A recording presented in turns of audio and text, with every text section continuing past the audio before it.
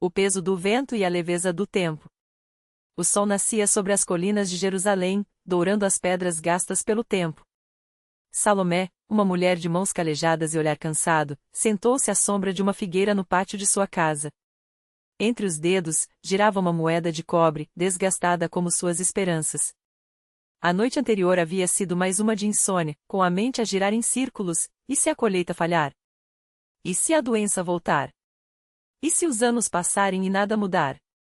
Foi então que avistou o velho Eliezer, o sábio da aldeia, encostado em seu bordão. Ele se aproximou sem pressa, como quem sabe que o tempo não pertence aos apressados. Filha, disse, com voz rouca como folhas secas, você carrega o mundo como se ele fosse seu. Mas até o vento, que não tem dono, não se deixa aprisionar. Salomé suspirou. Não era a primeira vez que ouvia palavras assim, mas naquela manhã, elas soaram diferentes. Eclesiastes, continuou Eliezer, escreveu para gente como você. Para quem olha demais para o futuro e esquece de viver o hoje. E assim, entre o cheiro de terra molhada e o canto dos pássaros, o velho desfiou 7 verdades que, como sementes, precisavam de tempo para germinar no coração. 1. Tudo tem o seu tempo determinado. Eclo 3h01. Eliezer apontou para o campo além do muro. Veja. Há época de semear e época de colher. Você não colhe no inverno nem planta no verão. Por que, então, exige de si mesma frutos fora de temporada? Salomé olhou para as mãos. Elas tremiam menos quando seguiam o ritmo das estações, não o da afobação. 2. De que serve ao homem ganhar o mundo inteiro se perde a sua alma? Eclo 2h22. Corri atrás de riqueza, de poder, de prazeres, confessou o velho. Até o dia em que percebi que minhas mãos, cheias de ouro, estavam vazias de paz. A ansiedade é o preço de quem troca o suficiente pelo excesso. 3. Quem observa o vento não semeia, quem olha para as nuvens não colhe. Eclo 11h04. Uma brisa leve balançou os galhos da figueira. Você espera o momento perfeito, mas ele não existe. A terra não pergunta se o céu está claro para brotar. Ela simplesmente cresce. 4. Melhor é um punhado com tranquilidade do que 2 punhados com fadiga. Eclo 4h06. Eliezer pegou um figo maduro e o partiu ao meio. Veja, metade é suficiente quando há gratidão. A ansiedade nasce quando queremos mais do que precisamos e esquecemos de saborear o que já temos. 5. Lembra-te do teu Criador nos dias da tua mocidade. Eclo 12h01. A juventude passa, a saúde se vai, os cabelos embranquecem, disse ele, passando os dedos pela barba grisalha. Mas quem planta fé cedo colhe paz tarde. A ansiedade é a sombra de quem esqueceu que não está sozinho. 6. Não se aflija por causa do amanhã, porque o amanhã trará suas próprias aflições. Eclo 7h14, adaptado. Uma nuvem cobriu o sol por um instante. O futuro é como essa sombra, passa. Mas se você gasta hoje temendo amanhã, perde os dois. Deus já está lá. 7. De tudo o que se tem ouvido, o fim é, teme a Deus e guarda os seus mandamentos. Eclo 12h13. Eliezer se levantou, apoiado no bordão. No fim, só isso importa. O resto é vaidade. Quando a alma está ancorada nele, até o vento obedece. Salomé ficou sozinha debaixo da figueira. A moeda de cobre, esquecida entre os dedos, rolou para o chão. Ela não a pegou. Em vez disso, respirou fundo, como se o ar daquele dia fosse mais leve. Não porque os problemas tinham sumido, mas porque, pela primeira vez em muito tempo, ela os via pelo tamanho que tinham, grãos de areia na palma de um Deus que não dorme. E quando o sol se pôs, pintando o céu de púrpura, Salomé não contou as horas que faltavam para o amanhecer. Ela simplesmente dormiu. A manhã seguinte chegou sem pressa, como se o tempo também tivesse aprendido a descansar. Salomé acordou com o canto dos pássaros, não com o peso das dívidas ou o eco das brigas do mercado. Levantou-se, sacudiu a poeira do vestido e, ao passar pela porta da casa, viu a moeda de cobre ainda no chão, coberta por uma fina camada de terra. Não a apanhou. Em vez disso, pegou o cântaro e foi até o poço. Lá estava Raquel, a filha do padeiro, com os braços vermelhos de tanto sovar a massa antes do nascer do sol. Ao vê-la, Salomé sorriu, algo que não fazia havia semanas. O pão hoje sai bom? Perguntou, baixando o balde. Raquel enxugou a testa com o dorso da mão. Sempre sai. Mas hoje parece que a farinha rende mais.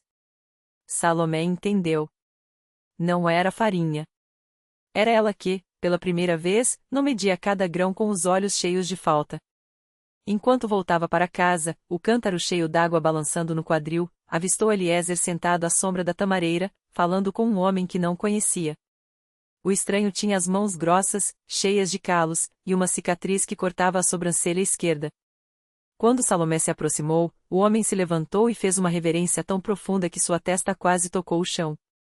Esta é a mulher, disse Eliezer, sem rodeios. Ah, que eu te falei. O estranho olhou para Salomé com olhos que já tinham visto muito mar. Meu nome é Jonatas. Vim de Tiro. E trago uma proposta. Ela não perguntou qual. Já sabia, antes mesmo que ele abrisse a boca, que não se tratava de prata ou de negócios de mercadores. Era algo maior. Algo que cheirava a sal e a promessa. Há um navio, continuou Jonatas. Partindo daqui a 3 luas. Precisa de alguém que saiba ler as estrelas sem medo de se perder. Salomé sentiu o coração bater mais forte, mas não por medo. Era como se uma porta que ela nem sabia que existia se abrisse devagar dentro dela. E por que eu? Perguntou, embora a resposta já estivesse escrita no vento. Eliezer sorriu, como quem vê o fim de uma história que só Deus conhecia desde o começo. Porque você é a única que não vai contar os passos até chegar lá. A casa de Salomé ficava na beira do cais, onde as ondas batiam nas estacas de madeira como se quisessem entrar. As paredes, feitas de pedra e cal, guardavam o cheiro de algas secas e de ervas que ela colhia nas falésias. Jonatas entrou sem ser convidado, mas ela não se importou. Homens como ele não pediam licença para nada. O navio se chama o Olho de Melcarte, disse ele, enquanto seus dedos, grossos e marcados por cicatrizes, traçavam um mapa imaginário sobre a mesa de carvalho. Não é um barco comum. Foi construído com madeira de cedro do Líbano, mas suas velas são tecidas com fios de prata e linho egípcio. Não rasgam, não apodrecem. Salomé pegou um punhado de sal de uma tigela e deixou os grãos escorregarem entre os dedos. Sabia que não era madeira nem as velas que faziam um navio especial. E o capitão? Não há capitão. Ela levantou os olhos, e pela primeira vez, Jonatas hesitou. Não por medo, mas porque algumas verdades eram pesadas demais para serem ditas sem peso. O navio escolhe. E desta vez, escolheu você. Naquela noite, Salomé sonhou com um mar que não era verde nem azul, mas negro como a tinta de lula. As ondas se moviam em silêncio, e no horizonte, uma luz pulsava como o coração de uma baleia adormecida. Quando acordou, soube que não era um sonho, mas uma memória que não era sua. 3 luas depois, ela estava no cais ao amanhecer, com uma bolsa de couro cheia de instrumentos, um astrolábio de bronze, uma bússola cujo ponteiro tremia como se pressentisse algo, e um livro de pele de cabra com mapas que ninguém mais conseguia decifrar. O Olho de Melcarte estava atracado no final do pier, suas velas prateadas brilhando fracamente sob a névoa matinal. Não havia tripulação à vista. Jonatas apareceu ao seu lado, carregando um embrulho de pano. Leve isto. Dentro, uma adaga com cabo de osso e uma pedra negra, fria ao toque. Não é para lutar. É para lembrar. Lembrar do quê? Que algumas coisas não devem ser nomeadas. Ela não fez mais perguntas. Subiu a prancha sozinha, sentindo a madeira gemer sob seus pés como se estivesse viva. O convés era mais largo do que parecia de longe, e no centro, fixado ao mastro principal, havia um olho esculpido em âmbar, não uma representação, mas um olho de verdade, com pupilas que se dilatavam quando ela se aproximou. Você veio, disse uma voz que não era voz, mas o som das ondas quebrando em rochas distantes. Salomé não se assustou. Já esperava por isso. Eu vim. O navio partiu sem que ninguém soltasse as amarras. As velas se encheram sozinhas, e o Olho de Melcarte deslizou para o mar aberto como se fosse puxado por mãos invisíveis. No horizonte, onde o céu e a água se encontravam, uma fissura se abriu, não uma tempestade, não um redemoinho, mas um caminho. um lugar onde as estrelas não pisavam com cuidado. E Salomé, pela primeira vez em anos, sorriu. Porque finalmente estava indo para casa. O olho de Melcat cortava as águas como uma lâmina através da seda, e o mar, antes revolto, agora se curvava em ondas longas e hipnóticas, como se o próprio oceano respirasse ao ritmo de um sono antigo. Salomé apoiou as mãos na murada de ébano, sentindo o frio do âmbar sob seus dedos. O olho no mastro não piscava, mas observava e ela sabia que não era ela que ele via, mas através dela, para algo muito além. O caminho entre as águas se alargou. Não era um portal, não era uma passagem, era uma ferida no tecido do mundo, bordada com fios de luz que não pertenciam ao sol nem à lua. Do outro lado, não havia terra, nem céu, mas uma extensão de sombras movediças, onde torres de coral negro se erguiam como ossos de gigantes adormecidos. E entre elas, suspensas no ar como pérolas presas a fios invisíveis, flutuavam cidades. Não ruínas, não fantasmas de cidades vivas, pulsando com uma luz própria, opaca e úmida, como a bioluminescência de criaturas abissais. Lembras? Murmurou o navio, e desta vez a voz era o rangido das madeiras, o suspiro das velas, o gotejar da água escorrendo pelos flancos. Salomé fechou os olhos. Lembrava. Lembrava do cheiro de algas queimadas nos altares, do gosto do vinho misturado com cinzas de profetas. Lembrava das mãos de sua mãe, marcadas por tatuagens que se moviam sozinhas, desenhando mapas de lugares que não existiam nos atlas dos homens. E lembrava, acima de tudo, da queda não a sua, mas a deles, os que vieram antes. Os que tinham chamado aquele lugar de lar antes que os deuses novos os expulsassem, antes que os mares fossem costurados com mentiras e os céus pregados com pregos de ouro. Não é um retorno, disse ela, mais para si mesma do que para o navio. É uma correção. O olho de Melcat estremeceu, como se risse. As velas, antes brancas como ossos ao luar, agora se tingiam de um roxo profundo, a cor das veias abertas. E então, sem aviso, o navio mergulhou. Não afundou transpos. A água não os engoliu, ela os recebeu, e por um instante Salomé sentiu o peso de milênios pressionando sua pele, como se cada gota do oceano fosse uma memória esquecida tentando reentrar em seu corpo. Quando emergiram do outro lado, o ar era espesso, quase sólido, e respirá-lo era como sugar mel misturado com ferro. À sua frente, a primeira cidade flutuante se aproximava.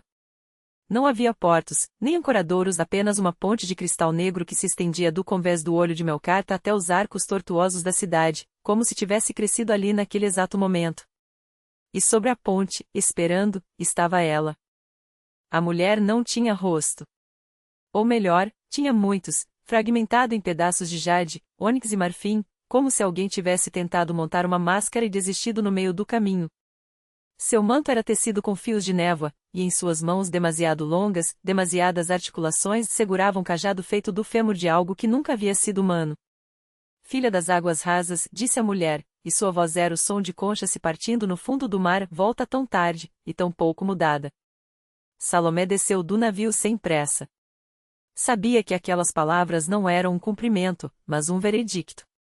Eu trouxe o que foi prometido, respondeu, abrindo a palma da mão. Ali, sobre sua pele, uma semente pulsava. Não era grande e caberia na concha de um caramujo bate dentro dela. Salomé podia sentir o latejar de algo que não era planta, nem animal, nem mineral. Era o coração de um mundo que havia sido desfeito, e que agora, finalmente, poderia renascer. A mulher sem rosto inclinou a cabeça. Os fragmentos de seu rosto se rearranjaram, formando por um instante a imagem de uma criança chorando, depois de um lobo mostrando os dentes, depois de nada. Então começa, disse ela. Mas lembre-se, algumas sementes crescem para cima. Outras, para dentro. E quando Salomé plantou a semente no chão da ponte, o cristal negro sangrou. A ponte estremeceu como se fosse carne viva. O cristal negro, que até então refletia apenas a escuridão do abismo abaixo, começou a exudar um líquido espesso e rubro, escorrendo pelas fendas como se fossem veias abertas. Salomé sentiu o chão tremer sob seus pés descalços, mas não recuou. Sabia que não havia mais volta. A semente afundou na poça de sangue cristalino, e, em questão de segundos, brotou. Não era um caule delicado, nem um galho retorcido, era uma coluna de osso negro, coberta por uma pele translúcida que pulsava com veias de luz violeta. cresceu rápido, muito rápido, enroscando-se em torno dos pilares da ponte como se os estrangulasse. Salomé ouviu o som de algo se partindo lá no fundo, um estalo úmido, como ossos sendo deslocados. A mulher sem rosto não se moveu, mas seu corpo ou o que restava dele começou a se desfazer em flocos cinzentos, carregados pelo vento que agora uivava entre as vigas da ponte. Sua voz, no entanto, permaneceu, ecoando dentro da cabeça de Salomé como um sussurro de insetos. Você sabe o que vem agora, não sabe? Salomé sabia. Ela tinha lido nos livros proibidos, tinha visto nos sonhos que não eram seus. A semente não era apenas um renascimento, era uma troca. Algo tinha que ser dado em retorno. Algo de igual peso. Ela estendeu a mão e tocou a coluna de osso. A superfície estava quente, quase febril, e ao fazê-lo, sentiu a ponte inteira respirar. O ar ficou denso com o cheiro de terra molhada e ferro oxidado. Então, as vozes começaram. Não eram palavras, não exatamente. Eram fragmentos de memórias que não pertenciam a ela, o grito de uma cidade sendo engolida pelo mar, o riso de uma criança que nunca envelheceu, o último suspiro de um Deus que esqueceu seu próprio nome. Tudo isso e mais, girando em torno dela como uma tempestade de cinzas. A coluna de osso se abriu. Não como uma flor, não como uma ferida, como uma boca. E dentro dela, escuro e úmido, Salomé viu o reflexo distorcido de si mesma, mas não como era agora. Como seria depois? Sua pele era pálida demais, seus olhos muito grandes, e suas mãos seguravam algo que ainda não existia. Entre, disse a voz da mulher sem rosto, agora vinda de todos os lados e de lugar nenhum. Ou fique e veja o que acontece quando a ponte decide que já esperou bastante. Salomé não hesitou. Ela sabia que a hesitação era um luxo que havia perdido no momento em que aceitou a semente. Deu um passo à frente e deixou que a boca de osso a engolisse. O mundo do lado de fora se fechou atrás dela com um estalo de dentes. O interior da coluna não era um lugar, mas um entre. As paredes, se é que podiam ser chamadas assim, pulsavam com uma luz fosforescente, como veias cheias de um líquido que não era sangue, mas algo mais antigo, algo que precedia a própria ideia de vida. Salomé sentiu o chão ceder sob seus pés, não como uma queda, mas como uma dissolução. Seu corpo não caía, desmanchava-se em fios de prata que se entrelaçavam com a escuridão, tecendo-a de volta em outra forma. Quando seus pés tocaram algo sólido novamente, ela soube, sem olhar, que não estava mais no mesmo tempo. O ar cheirava a queimado e a algo doce, como frutas podres sob o sol. Ergueu as mãos e viu que suas unhas haviam crescido, afiadas e negras como vidro vulcânico. No pulso esquerdo, uma marca que não estava lá antes, um círculo entrelaçado a uma espiral, gravado na pele como se sempre tivesse feito parte dela. Ao tocar a marca, uma dor aguda percorreu seu braço, não como um aviso, mas como uma confirmação. Você veio, disse uma voz atrás dela. Salomé se virou. A mulher que falava não era a mesma sem rosto da coluna, mas algo próximo. Seu corpo era feito de camadas sobrepostas, como páginas de um livro rasgadas e coladas umas às outras, pele, massa, osso, depois novamente pele, mas nunca na ordem certa. Seus olhos eram buracos que não levavam a lugar nenhum, e no entanto, Salomé sentiu que eram observada por algo muito maior do que aquela figura. Eu não tive escolha, respondeu Salomé, e sua própria voz soou estranha, como se saísse de duas gargantas ao mesmo tempo. A mulher sorriu, ou pelo menos fez um gesto que deveria ser um sorriso. Sua boca se abriu demais, revelando dentes que não eram dentes, mas agulhas de osso polido. Claro que teve. Todos temos. Você escolheu não ficar para trás. Salomé olhou ao redor. Estavam em uma planície infinita, coberta por uma névoa baixa que se movia como coisa viva. No horizonte, estruturas se erguiam, torres de pedra negra, esculpidas com figuras que não eram humanas, mas que tinham sido, uma vez. Entre elas, pontes se estendiam, não para conectar, mas para sustentar algo que pendia acima, invisível aos olhos, mas pesado demais para ser ignorado. Onde estamos? No lugar onde as pontes são tecidas, disse a mulher. E onde você aprenderá o que significa carregar uma.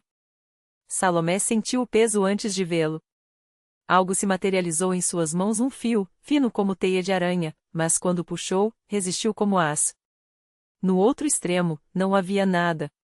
E no entanto, ela sabia que algo estava lá. Algo que ainda não existia, mas que precisava existir. Você é a ponte agora, murmurou a mulher. E pontes não escolhem o que atravessa por elas. O fio começou a vibrar. Salomé sentiu a marca em seu pulso queimar. Alguma coisa estava vindo. Alguma coisa que não era dela, mas que, a partir daquele momento, seria sua responsabilidade. E então, o primeiro grito rasgou o ar. Não era humano. Não era de nada que já tivesse existido. Mas era seu. Salomé apertou o fio entre os dedos, sentindo pulsar como um coração estranho. O grito ecoou novamente, mais próximo, e dessa vez ela não recuou. A mulher ao seu lado, cujo nome ela nunca soube, mas cujo rosto agora se desvanecia como neblina ao sol, sorriu, apenas com os olhos. Lembre-se, a ponte não sustenta só o peso de quem passa. Ela também sustenta o vazio entre as margens. O fio se esticou, tenso, e algo emergiu da outra extremidade, uma forma tremula, feita de sombra e luz trêmula, como um reflexo distorcido em água turva. Não era um monstro. Não era um anjo. Era apenas algo que precisava cruzar, e agora cabia a Salomé decidir se o deixaria passar ou se quebraria sob o peso dessa escolha. Ela respirou fundo. A marca em seu pulso ardia, mas a dor já não a assustava. Com um movimento lento, deliberado, Salomé afrouxou os dedos não para soltar o fio, mas para segurá-lo de outra maneira. Não como uma barreira, não como uma armadilha, mas como um caminho. A coisa atravessou. Não houve estrondo, nem clarão. Apenas um suspiro, como o de alguém que finalmente chega em casa depois de uma longa viagem. Quando Salomé olhou para trás, a mulher já não estava mais lá. Em seu lugar, apenas a ponte agora visível, tecida de fios como o seu, estendendo-se sobre um abismo que ela só agora percebia. E ao longe, outras figuras, outras pontes, outros fios vibrando com gritos que ainda não eram seus, mas que um dia poderiam ser. Ela tocou a marca no pulso. A queimadura havia se transformado em uma cicatriz prateada, fina como um risco de lápis. Não doía mais. Salomé sorriu, quase sem querer. Então, com o fio ainda firme em suas mãos, deu o primeiro passo sobre a própria ponte. Alguém, em algum lugar, precisaria atravessar. E ela estaria lá para sustentar o caminho.